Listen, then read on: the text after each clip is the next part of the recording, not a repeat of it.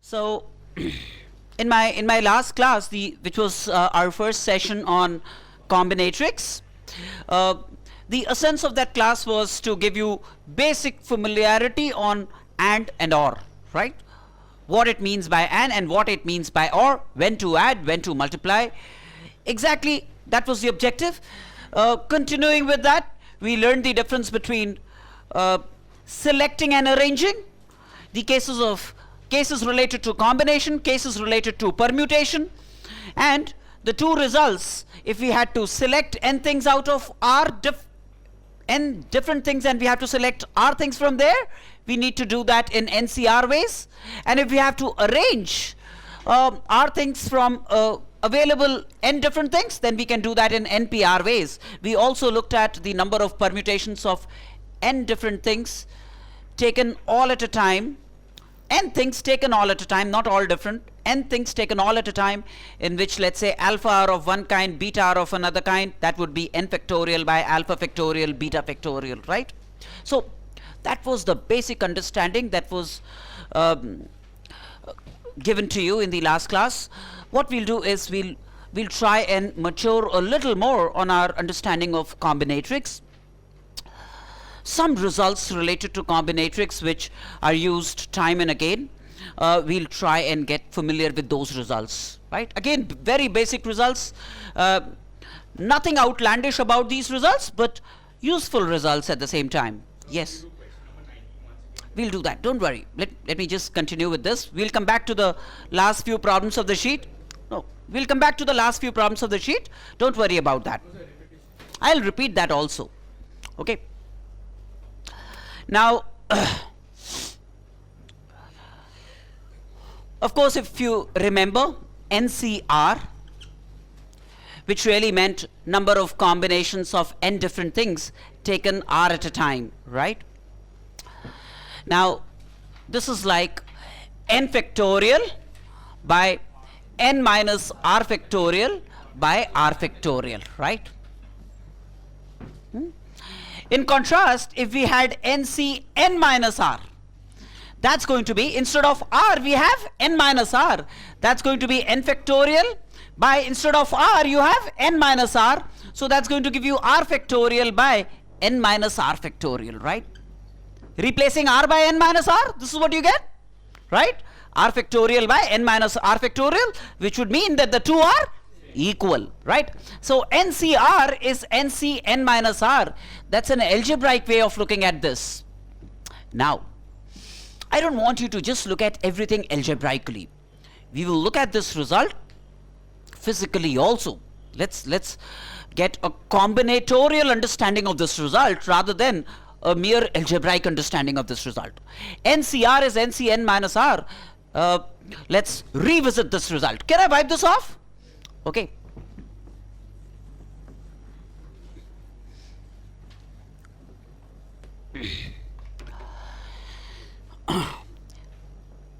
Suppose we have n different things.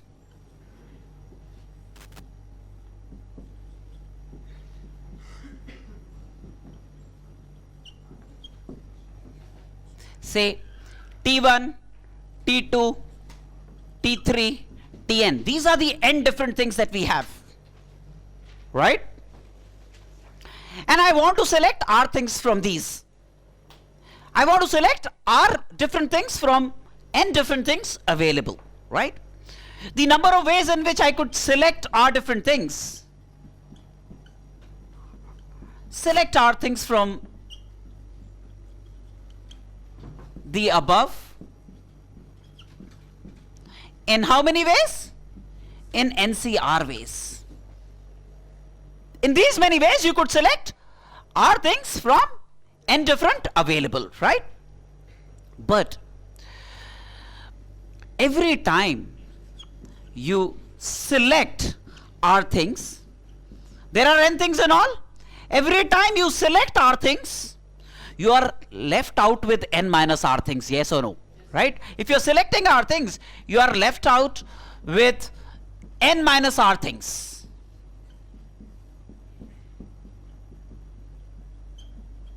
So you have one way of selection of R things. You have a way of selecting the remaining n minus R things. You have another way of selecting R things. You have another way of actually selecting n minus R things. So leaving out n minus R things could also be looked upon as selecting n minus R things from how many? From n things available, right? So the number of ways in which R things could be selected from n different available is the same as the number of ways in which you could select n minus R things from n different things available, because every mode of selection of R things communicates with an equivalent mode of leaving out n minus R things, which could be looked upon as selecting n minus R things as well. Yes or no? So physically this looks good. NCR is NC n minus R is fine then, both algebraically and combinatorially, isn't it? Let me give you another result then. So this is result number 1, extremely important result, very commonly used, right?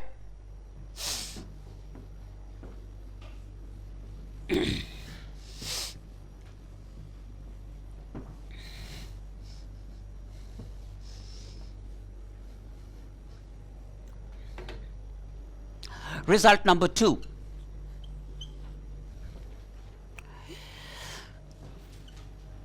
NC0 plus NC1 plus NC2 NC3 plus NCn is 2 to power n. This is another result in combinatorics.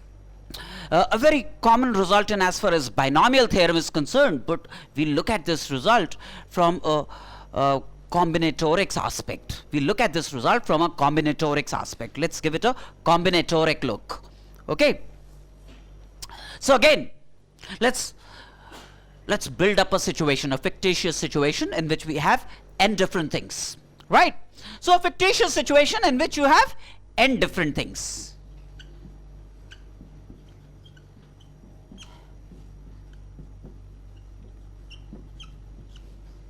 T1, T2, T3, Tn. These are the n different things you have. Alright. Now the problem you want to address is, someone says,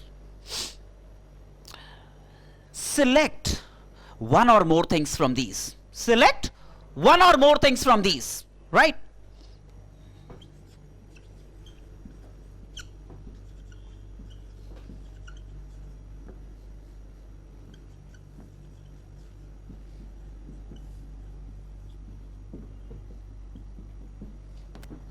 Okay, one, that means you could select one thing, or you could select two things, or you could select three things, or you could select four things, or you could select n things, right? So, in how many ways can you select one thing? NC1 ways. From n things, you want to select one thing, in how many ways can you do that? In NC1 ways, right? If you want to select two things,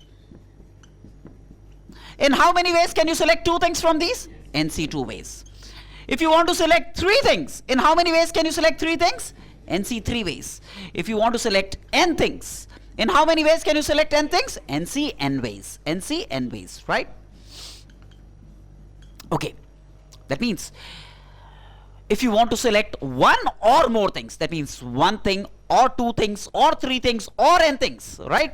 So selecting one or more things, that means this event could be carried out selecting one thing in these many ways, or selecting two things in these many ways, or selecting three things from these many ways, or selecting n things from these many ways. Yes or no? So this would give you, this sum would give you what? The number of ways in which you could select one or more things from a set of n different things available. from a set of n different things available, you could select one or more in these many ways, right? Okay. Now, the same count could be carried out in different ways. This is one way to carry out a count, but the same count could be carried out a little differently.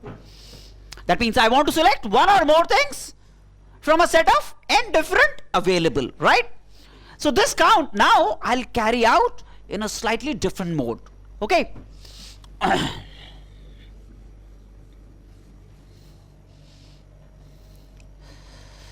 So this is selecting one or more things.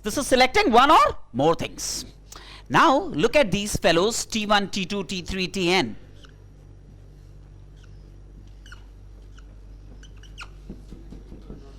Tn, right?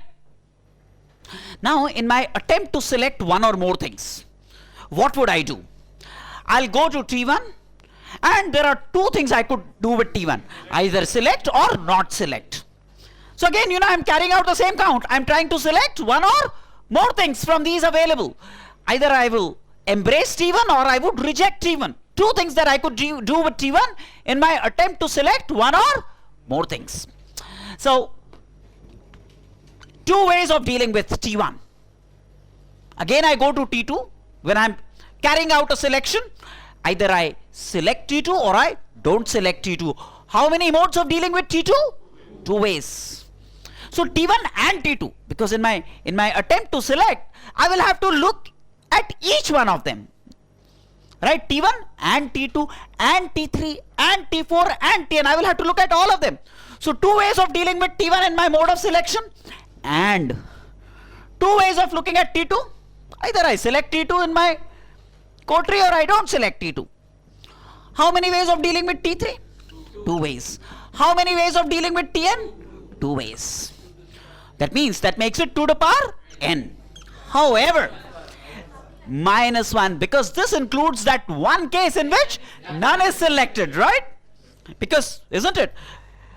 Two ways of dealing with T1, two ways of, that means there is a way in which neither T1, nor T2, nor T3, nor T4, nor Tn is selected. That's one case. So I want to exclude that case, right? So the number of ways in which one or more things could be selected, number of ways in which one or more could be selected would not be 2 to the power n, but would be 2 to the power n minus 1, excluding that one case in which nothing is selected, excluding that case.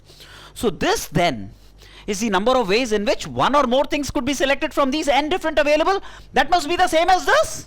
Yes or no? That means 2 to the power n minus 1 must be the same as this. How about it? Right? So then, if you allow me to remove this clutter from here, right? So to formally write things,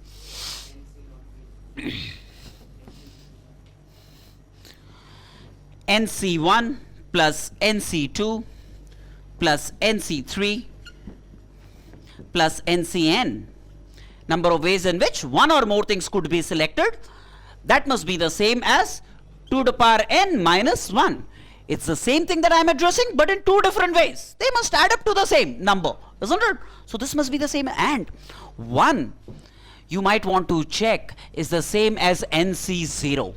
1 is the same as NC0. So you can replace this one by NC0. This one could be replaced by a NC0 and transposed on this side, leading to NC0 plus NC1 plus NCN equal to 2 to the power n. That means summation NCR r equal to 0 to n must be 2 to the power n. NCR r equal to 0 to n must be 2 to the power n. Yes or no? Right. Let me look at. So another important result in combinatorics, NC0 plus NC1 plus NC2 plus NCN must be 2 to the power n. When I initiate binomial theorem, this would be a direct consequence of that, but will follow later. But for the time being, I look at this result in a combinatorics domain. Clear? Can I wipe this off now? Okay.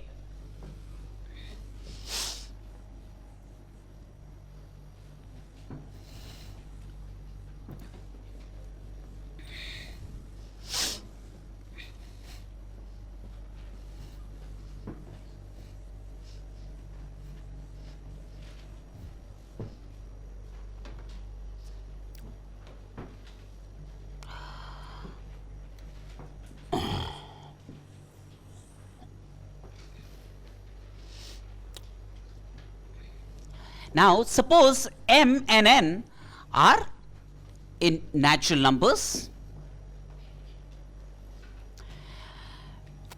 M plus n CR, m plus n CR is going to be MC0 into NCR plus MC1 into NCR minus 1 plus MC2 into NCR minus 2, going this way up to MCR into NC0. Another result. M plus NCR is MC0 into NCR plus MC1 into NCR minus 1 plus MC2 into NCR minus 2, going this way. See, these subscripts are increasing 0, 1, 2 up to R, and these subscripts are decreasing R, R minus 1, R minus 2 up to 0. Right? Yes. Now, again, this is a very popular result in binomial theorem. It's called Vandermont's theorem. It's called Vandermont's theorem.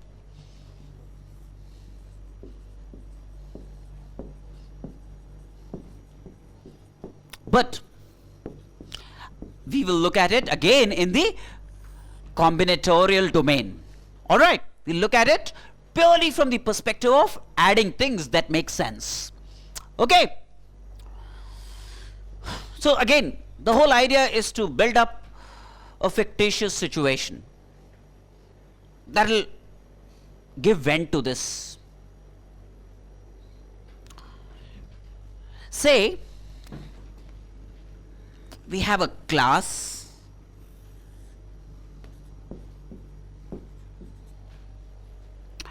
in which there are m boys and n girls. Right? In all, how many people in the class? M plus n students in the class. And I want to select a committee of R. I want to select a committee of R people from this. Right? So now, again, this is a fictitious problem that I'm creating out of nowhere. Right? So that I can give this representation of form, of physical form. Right? So now my objective is to create a committee of R people. Right?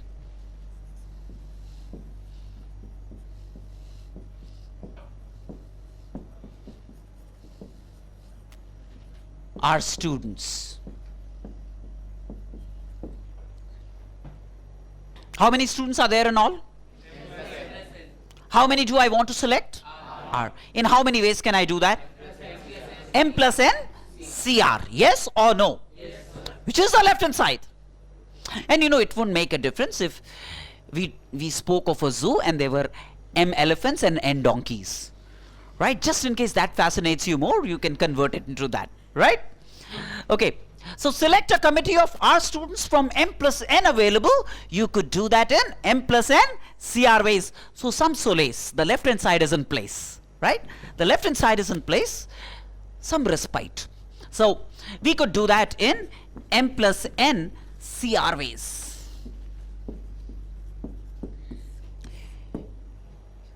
How's that?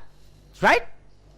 Now let's see if I can carry this count a little differently. I can carry this count a little differently.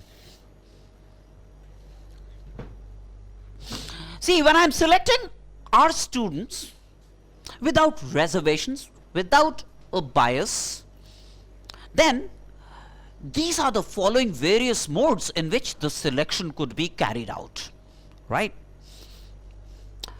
One way to select R from M boys and N girls is, we could select number 1, 0 boys and R girls.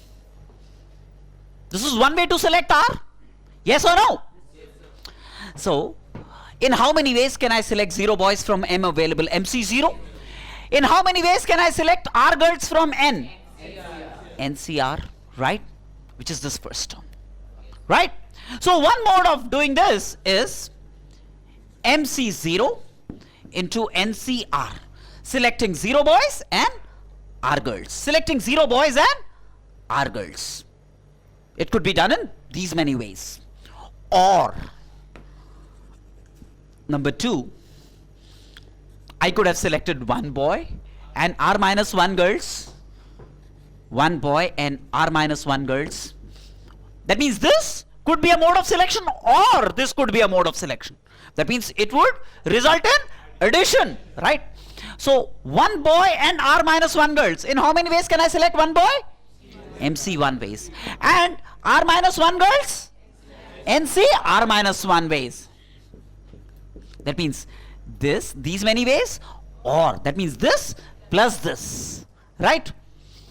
Or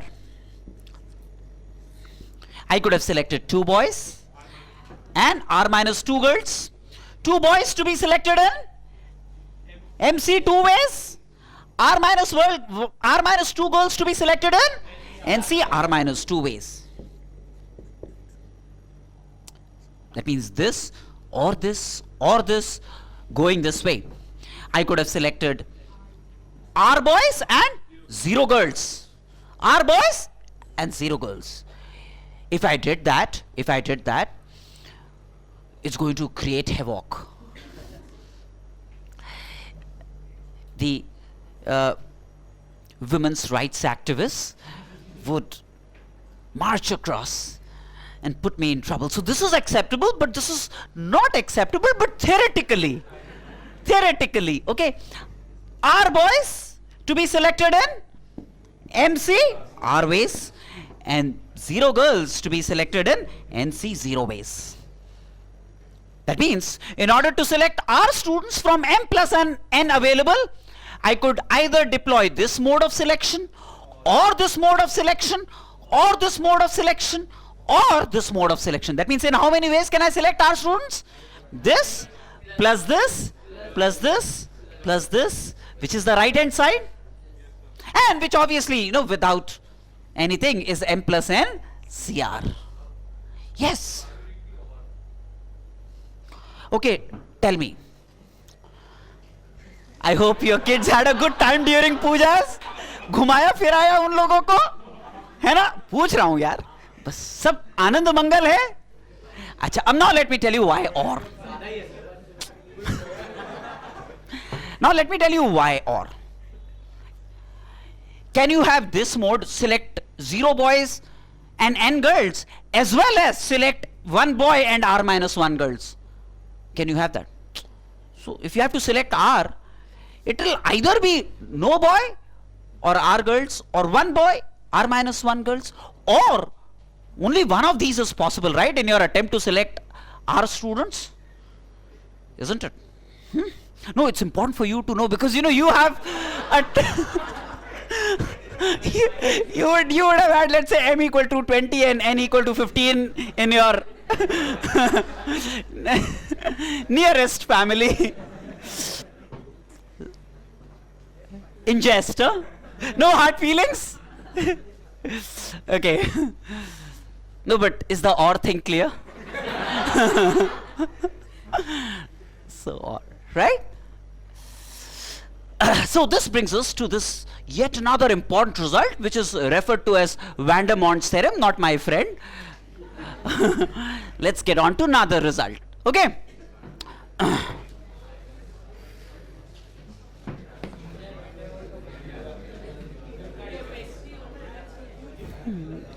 Okay.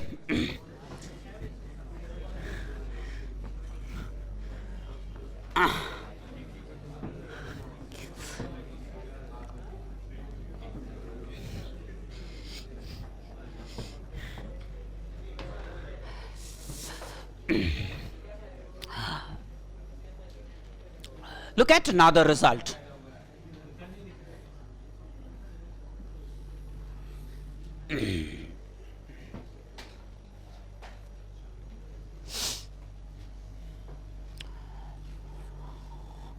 R into NCR is going to be N into N minus 1 CR minus 1.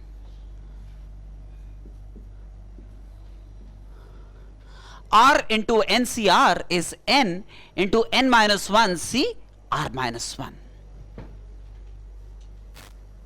Algebraically, it's going to be a very simple proposition, but again, let's do it from counting principles, right? Purely from counting principles, let me address this result. I must tell you, this again is a potent result, used time and again. You can have your own ways of putting up a situation that will bring in expressions of this kind, but let's say one way to put it up is, okay, think of n people. So they would all be different, n different people, and you want to select a committee of R people with one manager, right? Let's say there are n different people, P1, P2, Pn, n different people. Writing different is redundant. They have to be different. So we have n different people. The problem that I am going to solve is to create something of this kind is by looking at selecting a committee of R people with a manager. Right? I want to select a committee of R people with a manager. In amongst those R people will be the manager. It's not like R people and one more as the manager. I want to select R people, and from amongst these, a manager would be selected. Right? So, select R people from these with a manager. With a manager included in the R.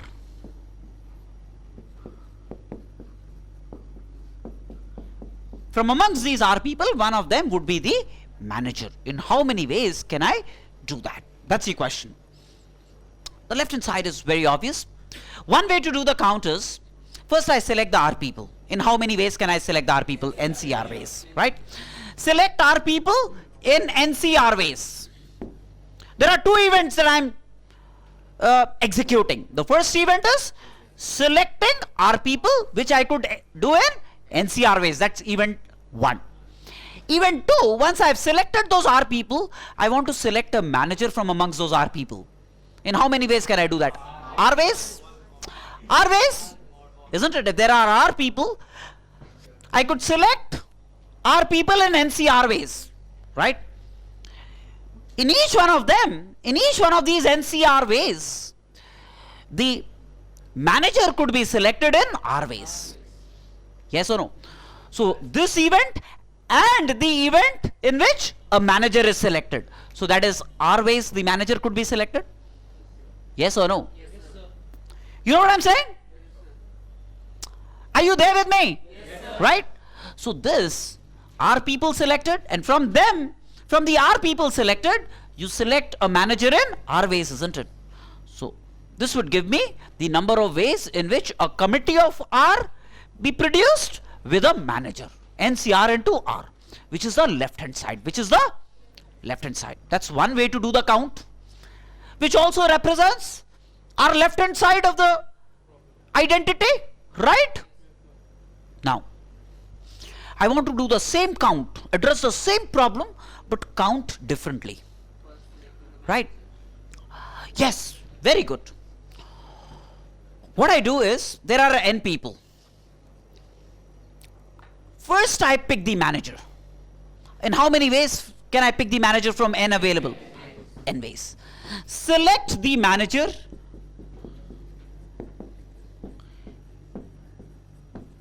in n ways. That's event 1. Right? So if you have selected the manager, you have already selected one person of the committee. Right? How many people are you left with? N minus 1. From amongst them, how many do you now want to select? R minus 1. Because you've already selected one.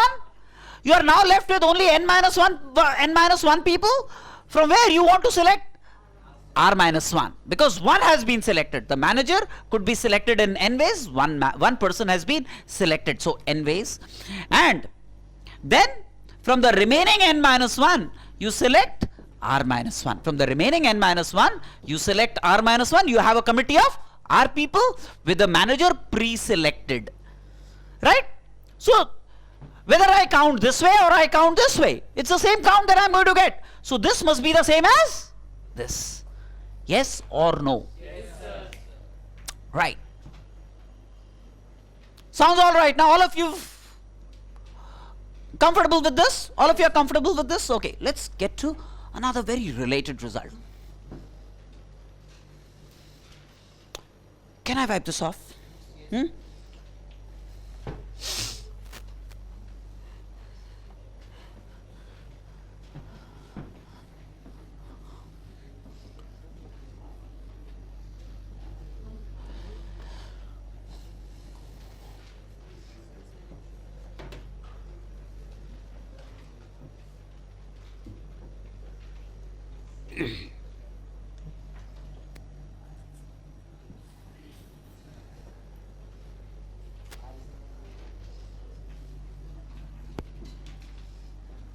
NC1 plus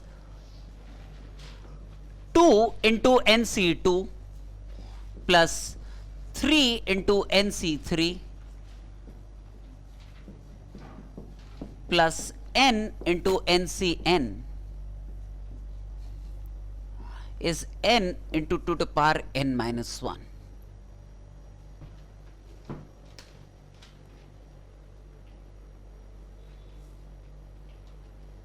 Right? This is the next result. NC1 plus 2 into NC2 plus 3 into NC3 plus n into NCn is n into 2 to the power n minus 1. Right?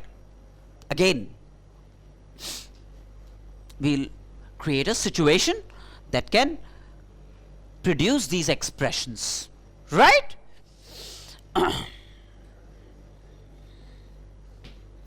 Again, we'll talk of n people.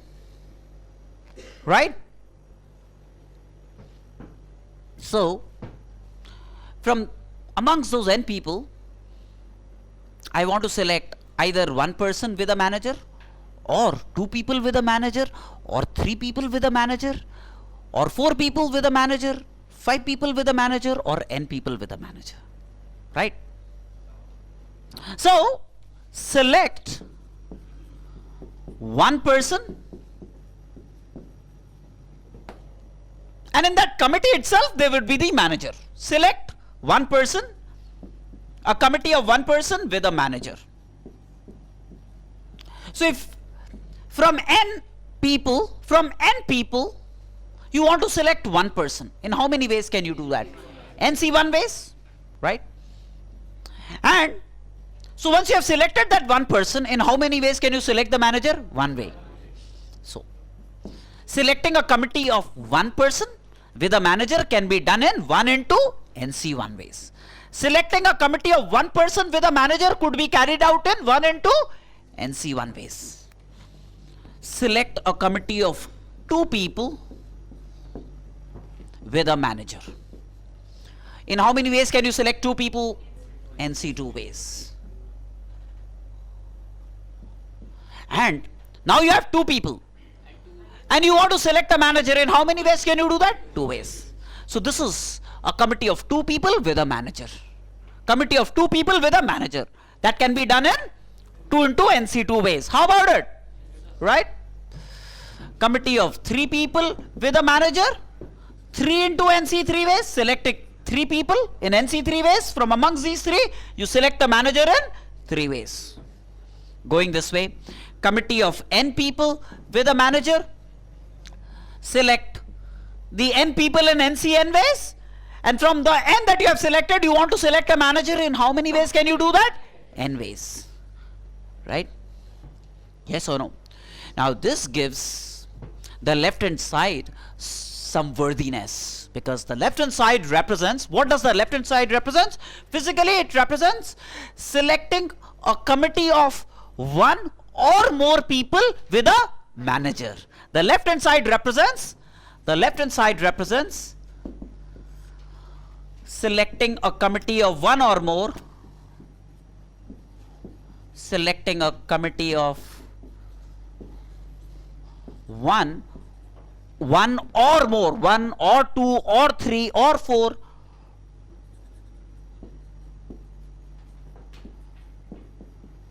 with a manager. That's the left hand side.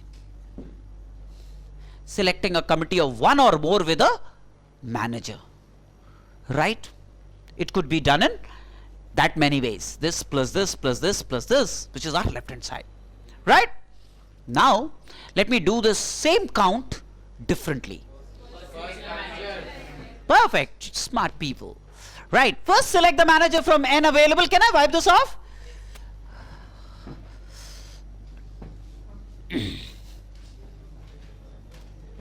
So these are the n people.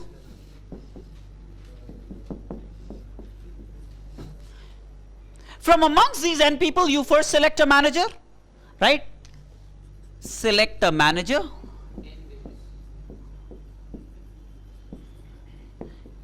In n ways.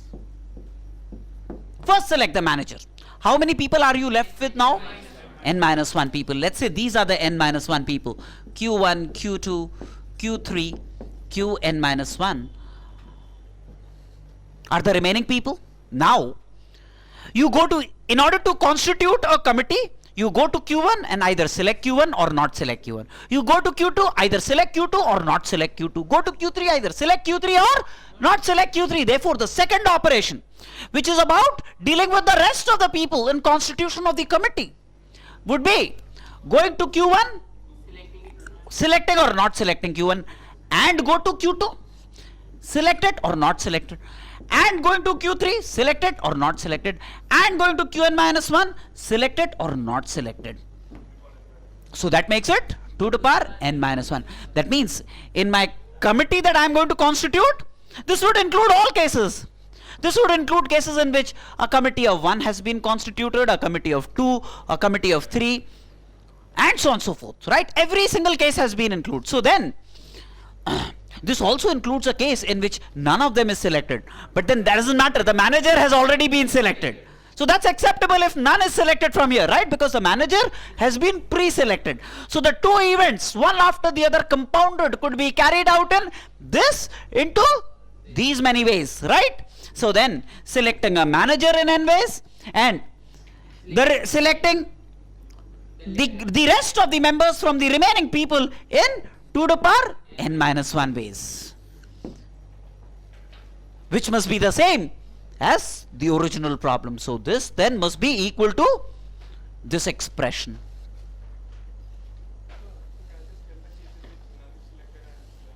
Does not matter, I don't select any one of them, but I have selected the manager already, so that will include this case, NC1, isn't it? A manager has been selected, so does not matter. I can have a committee of one person and that person is the manager. Got me now? How's that?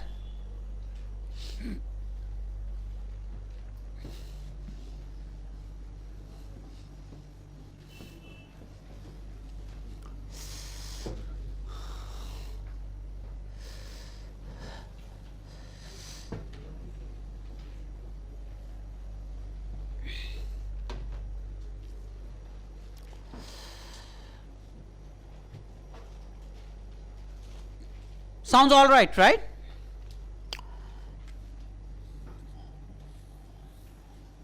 Now, another hot result on combinatorics.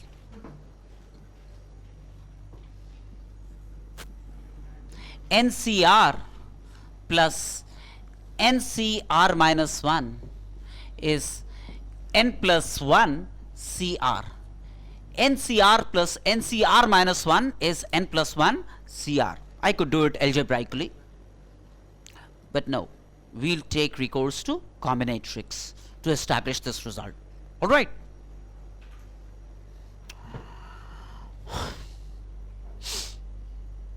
So what we do is, we think of n plus 1 people. We think of n plus 1 people, a situation in which we could select R people, right?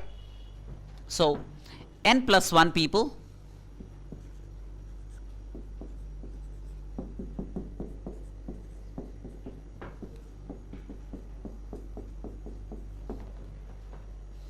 right, and we want to be able to select R from amongst them.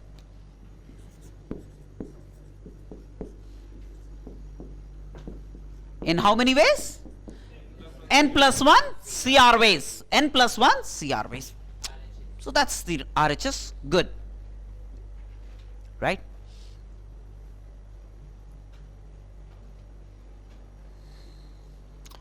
Now,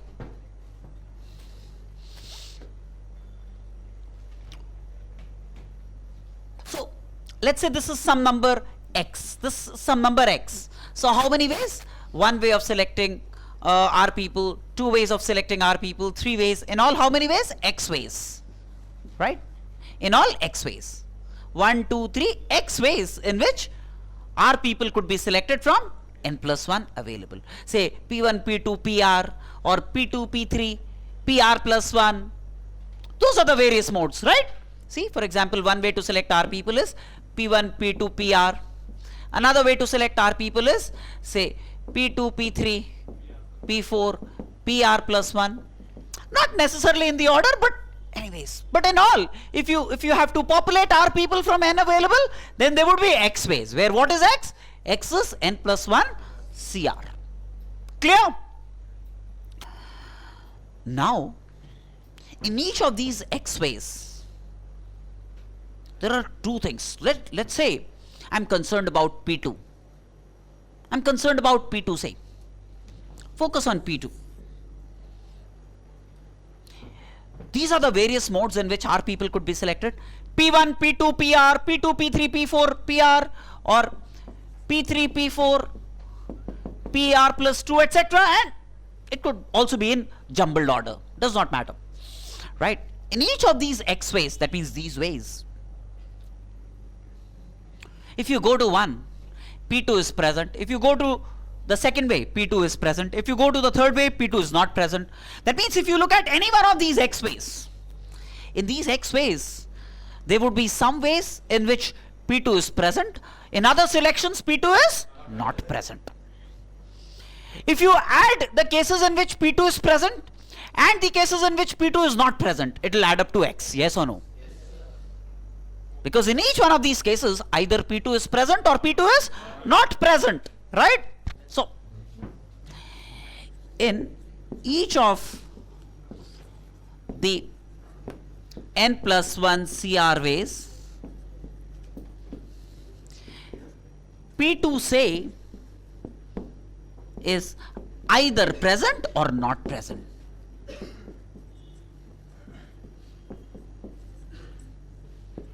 Or not present. So if I take all cases in which P2 is present and all cases in which P2 is not present, it will give me what? N plus 1 CR. It will give me n plus 1 CR. All cases in which P2 is present plus all cases in which P2 is not present, it will give me X, which is n plus 1 CR. Yes or no? Right? Okay. Let me find out the cases in which, number of cases in which P2 is present. Let me find out the number of cases in which P2 is not present. How's that? And if I add those two, then I'll get n plus 1 CR. Am I there with you? Are you also there with me? Yes. So, number of cases in which P2 is present. Let's do an independent calculation on this. Number of cases in which P2 is present. I want to create a committee of R people from n plus 1 available in which P2 is always present. That means P2 has been pre-selected. So select P2. Now, from n plus 1 you have selected 1. How many left? N people. Now, you want to select R. You have already selected 1. How many now do you want to select? R minus 1. You want to select? R minus 1. So now from the remaining n people, select R minus 1 From the remaining n people, select how many? R minus 1. In how many ways can you do that? NC R minus 1 ways. Right. You can do that in NC R minus 1 ways. So NC R minus 1 represents what? Cases in which P2 is present. Yes, I can. See, in all these n plus 1 CR cases, there are cases in which P2 is present, there are cases in which P2 is not present. If I add the cases in which P2 is present to the cases in which P2 is not present, I'll get n plus 1 CR. Right? So let me find out those cases in which P2 is present. So first select P2. Right? How many are you left with? There are total n plus 1 people. How many are you left with? N people. Right? Now you want to select R in all, out of which you have already selected P2. So how many more do you want to select? So from the remaining n people you want to select R minus 1. In how many ways can you deliver the goods? NC R minus 1 ways. So these represent the number of cases in which P2 is certainly present. Of all these cases, these many cases, in these many cases, P2 is certainly present. Certainly present. Yes or no? Yes, sir. Right. Let me find out the cases in which P2 is not present. Right?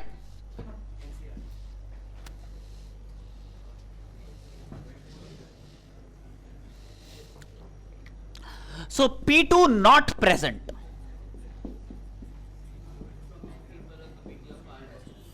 So P2 is not present. So ruled out. How many people are you left with? N people remaining. How many do you want to select now? R. Because P2 is not present. R to be selected. In how many ways can this be executed? NCR ways. NCR ways.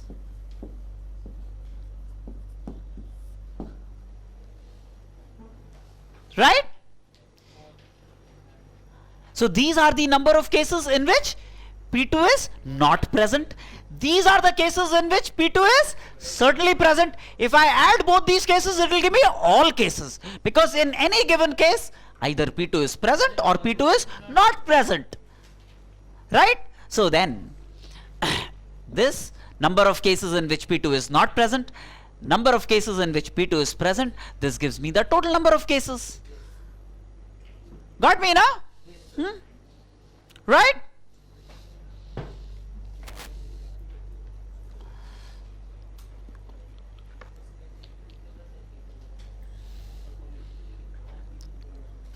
Confused? All of you are certain about this? Very good. This again is a bumper result. We use it like staple food in combinatorics, right? So take stock of this result. And everything that I am proving using combinatorics, you go back home and prove it using algebra. Mundane algebra. Expand this n factorial by n minus r factorial by r factorial. Expand this and write this and see if the two match or not, like a regular algebraic identity. You want to do that as well, but I'll leave that for home, right? So can I wipe this off? Yes, all right. Yes, please.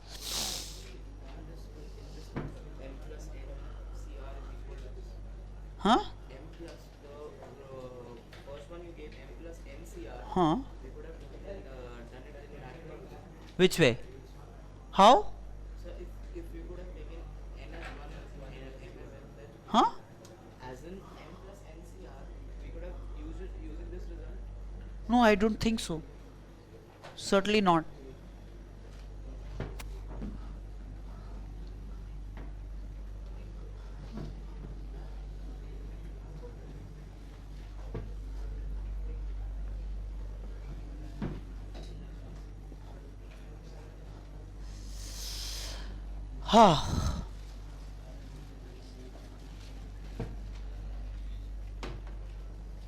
Comfortable?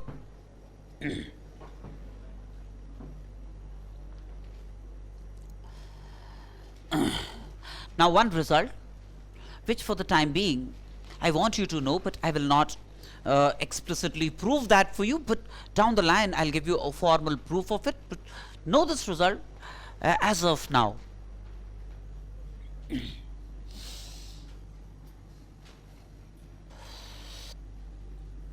Suppose n is fixed, n is a fixed number, right? And I do a NCR. Now the various values that R could assume in order that this is acceptable, see, it's what does it represent? Number of selections from n different things of R things. So R certainly can't exceed n. R can be at best n. So the permissible values of R 0, 1, 2, up to n. These are the permissible values of R. Right? These are the permissible values of R. Now, for different values of R, this expression, this NCR will assume different values, right? Will assume, this assumes different values for different R's. For different R's, this will assume different values. It might be of interest to know the value of R for which NCR is the largest. It would be of interest to know the value of R from amongst these. These are n plus 1 values of R. We might want to know the value of R for which NCR will assume its greatest value. Right? Now the result is that if n is even, then R must be n by 2 for NCR to be the greatest.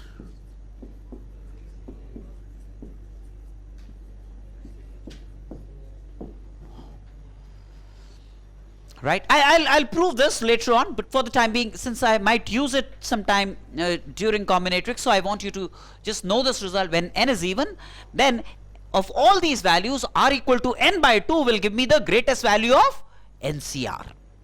Right? If n is odd, then R equal to n minus 1 by 2 or n plus 1 by 2, both will give me the same value, will make NCR the greatest. Will make NCR the greatest. That means if R is odd, see, if n is odd, then n minus 1 will be even and n minus 1 will therefore be divisible by 2. Similarly, n plus 1 by 2 would be, n plus 1 will be divisible by 2 because n plus 1 will be even if n is odd. Right? So, NC n minus 1 by 2 actually is the same as NC n plus 1 by 2. How do you know that? If you use the fact NCR is NC n minus R, you will get this. NCR is, that means NC n minus 1 by 2 is the same as NC n minus 1 by 2. NCR is the same as NC n minus R, which will give you NC n plus 1 by 2. Right? Right? So, take stock of this result for the time being. So is there any possible set of n and r for NCR is equal for all cases? No, sorry. No.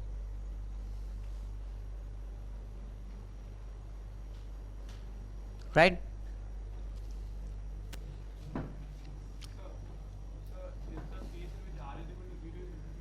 Huh? Huh? Huh? I mean, NC0 will have a value equal to n. All these values, I mean, I'm trying to find, this will give me NC0, this will give me NC1, this will give me NC2, I'll get a NCR, NCN. I want to find which of these is the maximum. When n is even, NC n by 2 will be the maximum. When n is odd, then NC n minus 1 by 2 and NC n plus 1 by 2 that are equal will also be the greatest of all the NCRs that you can generate. Are you fine with this?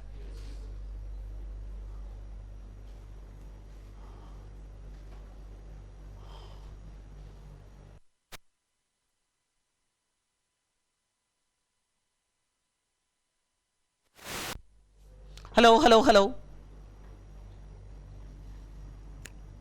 Just to, is this one visible? So just to tell you, when n is odd, NC n minus 1 by 2 and NC n plus 1 by 2 will be the greatest NCRs. Right? Got it?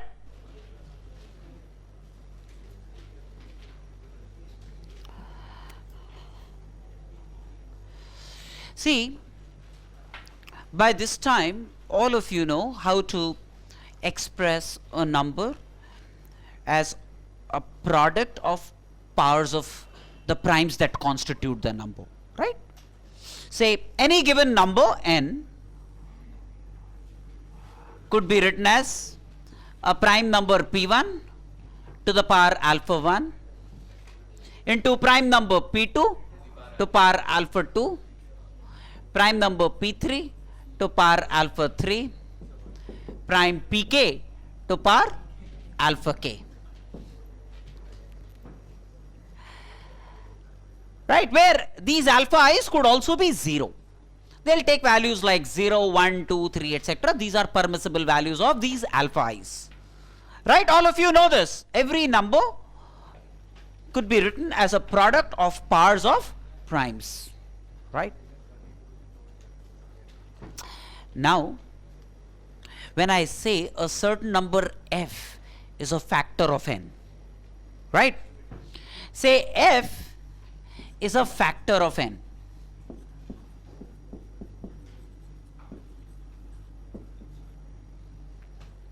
If f is a factor of n, it will have the same prime factors as n. Yes or no? Yes, sir. Say if there is a number 2 cube, 3 to power 2, 5 to power 6, suppose, is a certain number, right?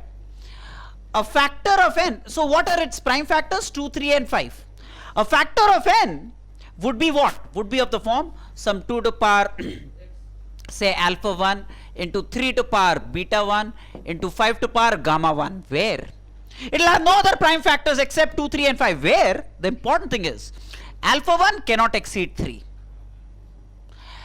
beta 1 cannot exceed 2, and gamma 1 cannot exceed 6, right? So if f has to be a factor of n, then what are the values that alpha 1 could assume? 0, 1, 2, 3. How many values can alpha 1 assume? 4 values.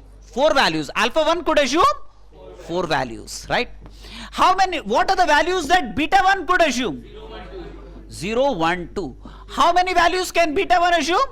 3 values. Alpha 1, 4 values. Now, similarly, gamma 1. What are the values that gamma 1 can assume? 0, 1, 2 up to 6. How many values can gamma 1 assume?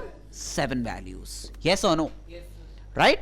So, if you create a factor f of n, then you make sure that alpha 1 is any one of these values, beta 1 is any one of these values, gamma 1 is any one of these values, then you end up producing a factor of n. You end up producing a factor of n. Yes or no? Yes, sir. Okay. So now, suppose this is a natural number given, right? Okay, even before I address that, now, essentially, creating a factor means what?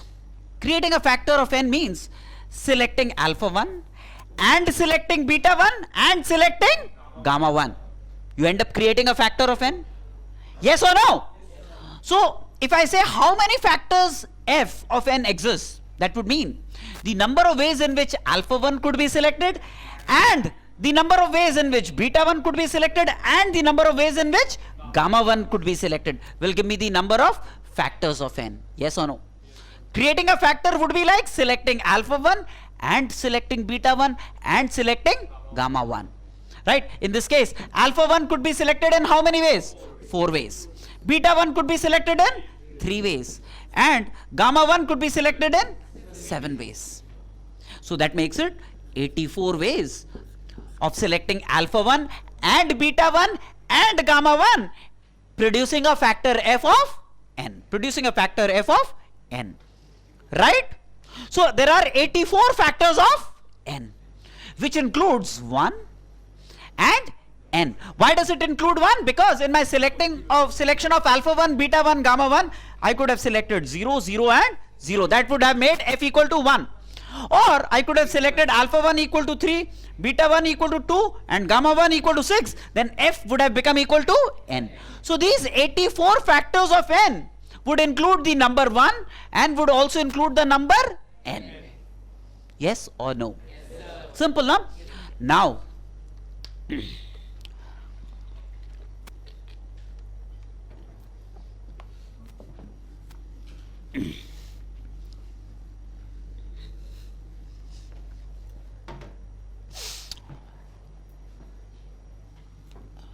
so if f is a factor of n, it will have the same prime number constitution, no other prime, right? So it will be like p1 to power some beta 1 into p2 to power some beta 2 into p3 to power some beta 3 into pk to power beta k. That would be a factor of n. Yes or no? Where? What are permissible values of beta 1? 0, 1, 2 up to alpha 1 are permissible values of beta 1. Right? What are permissible values of beta 2? 0, 1, 2 up to alpha 2. Going this way, what are the permissible values of beta k? 0, 1, 2, alpha k. These are the permissible values of beta k. Yes or no? Yes, sir. Right? Yes, sir. These are permissible values of beta k. Beta k. Right. So then, creating a factor f means selecting beta 1 and selecting beta 2 and selecting beta 3 and selecting beta k. So, the number of ways in which beta 1 could be selected? Alpha 1 plus 1 ways. The number of ways in which beta 2 could be selected? Alpha 2 plus 1 ways. The number of ways in which beta k could be selected? Alpha k plus 1 ways in which beta k could be selected. So the number of ways in which the factor f could be selected is the number of ways in which beta 1 could be selected into number of ways in which beta 2 could be selected into number of ways in which beta 3 into number of ways in which beta k could be selected would give me the number of factors of n. Right? So then the number of factors f of n, number of factors f of n is alpha 1 plus 1 number of ways in which beta 1 could be selected into number of ways in which beta 2 could be selected into number of ways in which beta k could be selected. This would give me the number of factors f of n. Right? And this includes the case in which f is 1 and f is n. It includes these two cases. Right?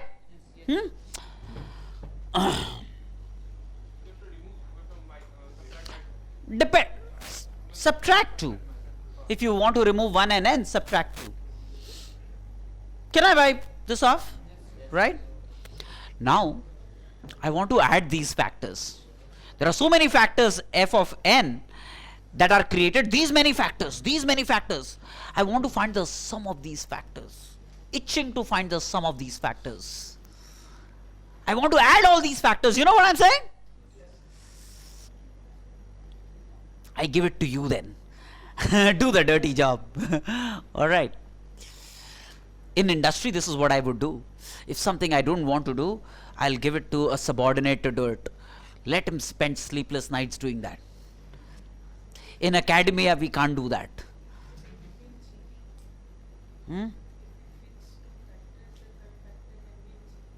Okay, let's see. Not that you're wrong, but let's formulate it. The direction is right. Let's give it shape. Can I wipe this off?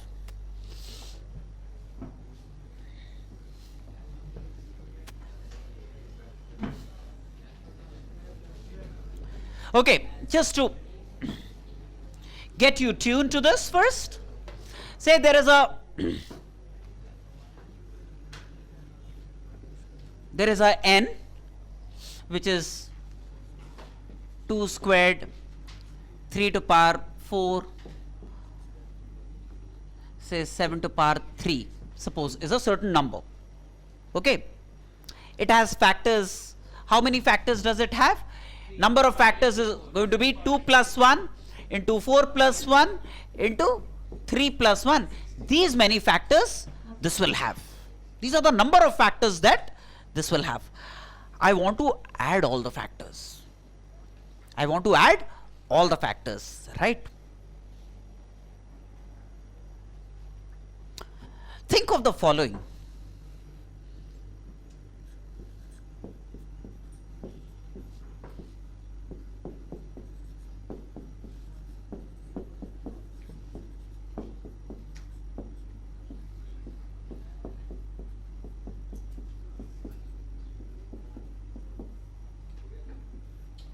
Think of this product. Think of this product. Now, if I had to multiply the goddamn thing out, what would be a sample term that I'll produce out of this? Say, a sample term produced out of this would be taking a certain term from here, 2 say for example, into taking a certain term from here, say 3 cube, and then taking a certain term 7 from here will give me one of the terms. 2 into 3 cubed into 7 would be one term produced. Is this a factor of n? Yes.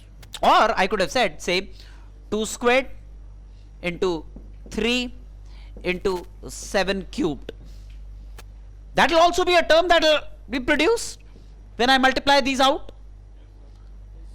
Or I could have taken, say 1, which is 2 to the power 0 into 3 to the power 4 into 7 squared, right? 2 to the power 0 into 3 to the power 4 into 7 squared will also be a term produced when I multiply this out. Is this a factor of n? Yes or no? Yes, sir. Yes. So do you realize one thing? When I multiply this out, how many terms are produced on this multiplication? 3 into 5 into 4. 60 terms will be produced on multiplying the whole thing out, right? For example, these are 3 sample terms that I have offered on a platter, right? And all these 60 terms will be factors of n. Do you realize that? Nahin? All the 60 terms produced on multiplying would be of this kind, and they will be factors of n. And do you realize all factors of n can be produced in this? Think of any factor of n. I can obtain that. Think of any factor of n. I'll be able to obtain that. Okay, by the way, how many factors of n are there? 3 into 5 into 4. 60 factors. And how many terms are produced in this? 60. One thing for sure, every term is a factor and there are 60 terms produced. So 60 factors and all different 60 factors. So they must be these only. Yes or no? So when I multiply this goddamn thing out, I end up producing all the 60 factors of n. I produce the sum of the 60 factors of n. This plus this plus this plus this. 60 such terms are produced, are added. 60 terms are added. When I multiply the whole thing out, this into this into this, this into this into this, etc. Such 60 such terms are added. And each of the terms in turn is a factor of n. That means all the factors of n appear in this summation, right? All the 60 factors of n appear in this summation. That means this will be this plus this plus this plus this plus this, etc. That means this product represents what? The sum of all the factors of n. Yes or no? This product represents sum of all the factors of n. Yes or no? Yes, sir. Thank you, sir. Right? Are you confused? No? So this product represents sum of all the factors of n. And if you all the 60 factors of n will surface here, and this you realize is a GP series. with common ratio 2, number of terms 3. So this will be like 2 cube minus 1 by 2 minus 1. This is a GP series with 5 terms, common ratio 3. So 3 to the power 5 minus 1 by 3 minus 1, right? This is a GP series with common ratio 7 and 4 terms. So 7 to the power 4 minus 1 by 7 minus 1 would be the sum of this GP series. So this product, which actually represents the sum of all factors, is this. So will this not be sum of all factors of this number? Will this not be the sum of all factors of the given number? It will be, right? Okay, now to generalize matters.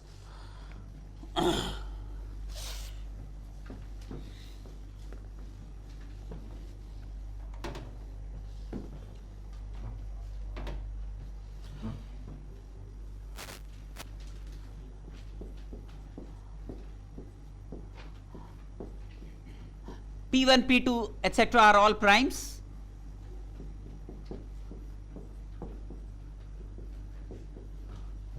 How many factors are there of this? Number of factors in this of n would be how many? Alpha 1 plus 1 into alpha 2 plus 1 into alpha k plus 1 would be the number of factors. I want to find the sum of all these factors. I want to find the sum of all these factors. So what I do is, I think of 1 plus p1 plus p1 squared plus p1 to power alpha 1, right?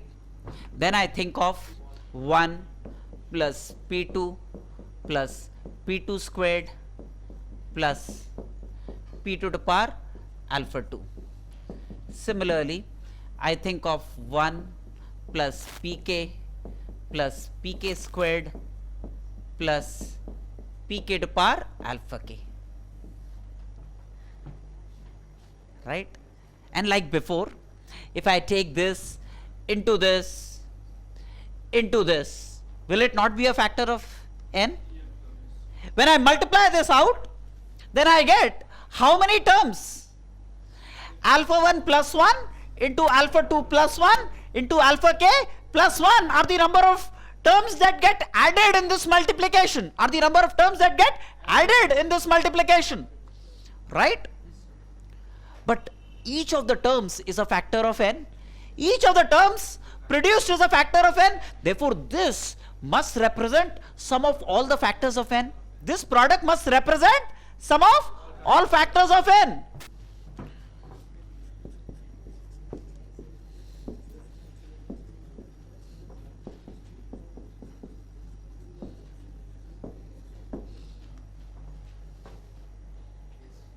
And therefore, if I evaluate this, this will give me, this product will be the sum of all factors of n.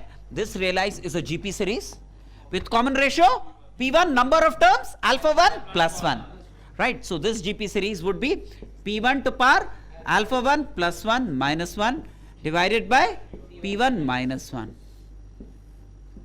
What is this? A GP series with common ratio p2, number of terms, alpha 2 plus 1.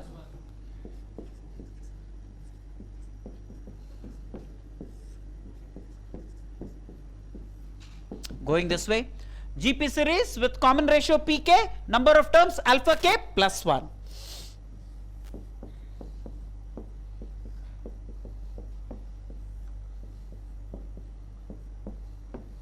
This would be the sum of all factors of n, and this includes 1 and n. Why does it include 1? 1 into 1 into 1 into 1. It also includes n, which is this into this, etc. into this, which is n. So it includes the sum of all factors including 1 and n. Yes or no? Yes. There are times when you'll encounter geometric issues, simple issues related to geometry. In the sense, they might tell you that there are n points in a plane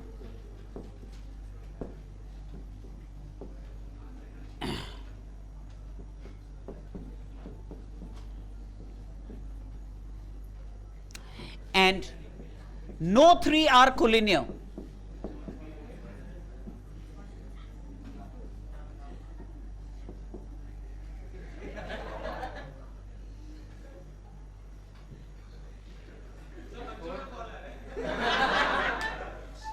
अरे भाई इतने सारे हैं, अगर सबका call लेने लगेगा तो प्रॉब्लम हो जाएगा ना. सबको रिजेक्ट लिस्ट में डाल दे. वैसे ही तो रास्ते में बिखरा के रखा है. अब बेचारे भूखे हैं, अभी भूख लगा है. पापा पापा भूख लगी, कहाँ हो तुम? बोलेगा हम क्लास में. वाह, अरे भाई दिवाली विवाली आ रहा है, बच्चों के लिए व्यवस्था करके रखो. All right then. So n points in a plane and no three are collinear. N points in a plane and no three are collinear. So if no three are collinear, then how many distinct straight lines could be drawn? That means out of every two, you'll have a straight line. Out of every two, you'll have a straight line. Yes or no? If no three are collinear, see, if say no three are collinear, then out of every 2 points, you can have a straight line. Isn't it? Out of every 2 of these endpoints, you can have a straight line. So creating a straight line means selecting 2 points. So the question is, number of straight lines is the number of ways in which you could select 2 points. Every time you select 2 points, you select a straight line.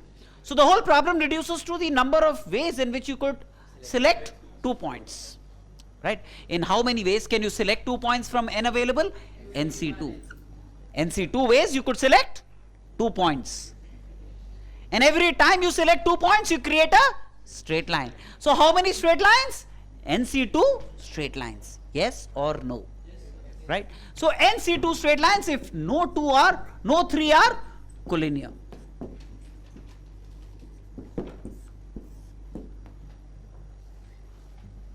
And any 2 would be collinear always. Right? Because yes, a line requires 2 points. So so NC2 straight lines if no 3 are collinear. Okay. Now I modify this. N points in a plane and say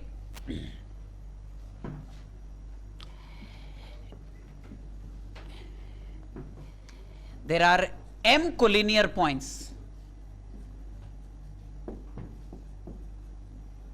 There are n points, and out of these n points, m points are collinear. There are n points. Out of these n points, there are m points that are collinear. M points that are collinear. Right? So first of all, think of it like this. Suppose no 3 were collinear. Suppose no 3 were collinear. Then the number of straight lines would have been NC2. Right? Now, how many straight lines would these m points produce if no 3 of these m points were collinear? They would have produced MC2 straight lines. These m points, if they were not collinear, they would have produced MC2 straight lines. Yes or no? So then, from this NC2, remove the contribution of MC2.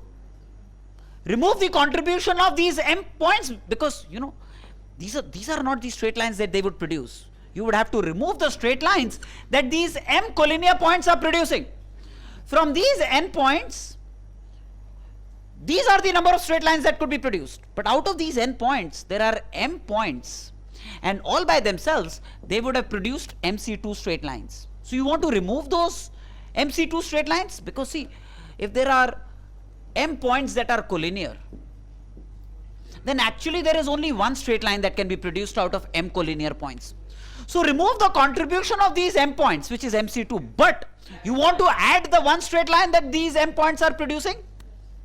You want to add the one straight line that these m points are producing? Yes or no? Yes, sir. So if you have n points in a plane and m are collinear points, then the number of straight lines produced would be nc2 minus mc2 plus 1. Total number of straight, if no 3 were collinear, then nc2. But since m are collinear, remove the contribution of the m points, their contribution is mc2. But you can't take away everything from them. After all, they are producing one straight line. So you add that 1. So these would be the number of straight lines produced by. are there only one pair of points that are full पूरे जैसे एक point है एक straight है ऐसा भी तो हो सकता है कि इधर एक point है एक और Two अलग sets set है of जो collinear दूसरा points. No, this is only one set of m collinear points. That's all. होता है तो दूसरा दूसरा होता. Right. Right.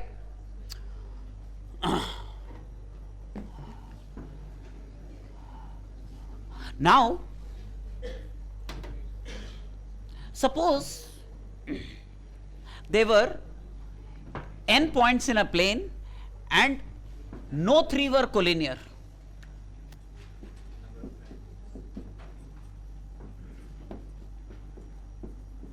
Then how many triangles can be constituted? How can you constitute a triangle? Yes, every time you select 3 points, you can create a triangle. So, NC3 triangles could be produced. No 3 are collinear. No 3 are collinear in this case. So, NC3 triangles, no, kya? Not sure? I mean, if there are n points in a plane and no 3 are collinear, I want to find out the number of triangles that they could produce. So a triangle can be produced by selecting 3 points. So the number of ways in which you could select 3 points will give you the number of triangles. So from n, in how many ways can you select 3 points? NC 3 ways. So these are the number of triangles that you can produce if no 3 were collinear. Right? But let me change this a little bit. Suppose n points in a plane and m were collinear.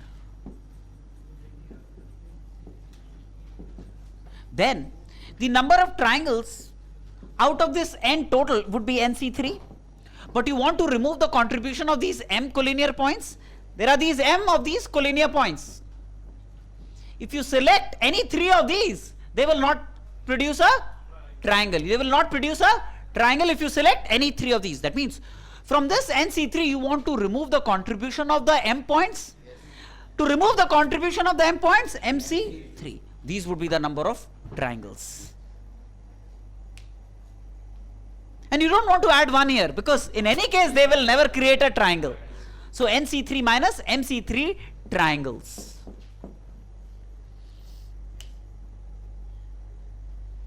Right?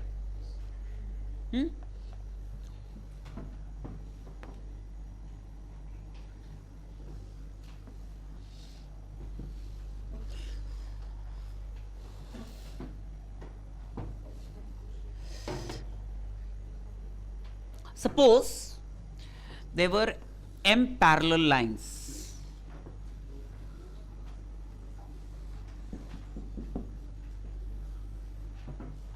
Say 1, 2, 3 m parallel lines.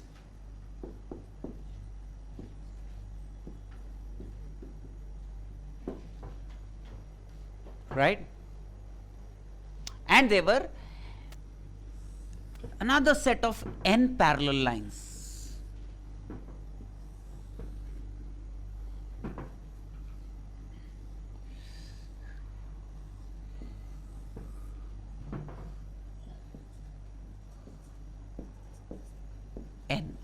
M parallel lines are these and n parallel lines are these. These are n parallel lines.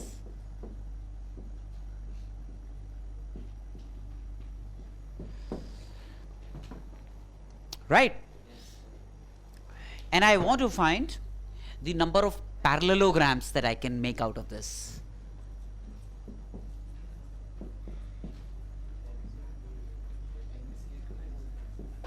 Number of parallelograms that I can make out of this is what I want. Okay. Now how would I create a parallelogram? by selecting 4 lines. In the sense, 2 from these m, I'll have to select 2 from these m, and I want to select 2 from these n. Then I can create a parallelogram, right? So to create a parallelogram from these m, I want to select 2, which I can do in MC2 ways. And then from these n, I want to select 2 more that I can do in NC2 ways. This would give me the number of parallelograms. This will give me the number of parallelograms. Right?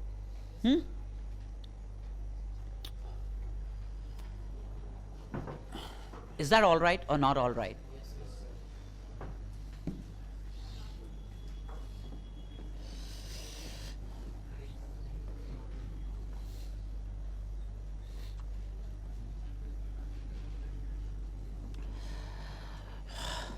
All right, so for day 2 on combinatorics, this much. We'll add more rigor to combinatorics in our next session on combinatorics. This much for this time. Get yourself absolutely comfortable with the set of things that I have done, but then there is some more exciting stuff that we need to be doing. We'll have another class in which partially I'll do some problem solving and partially I'll deliver some more concepts. Okay, we'll get into the business of problem solving because we are reasonably armed to do some problem solving, but in terms of another layer of sophistication, that remains pending. Abeyance for the next class. So when we meet in the next class, that is the next maths class, we'll have more of problem solving and some more concepts to be given to you.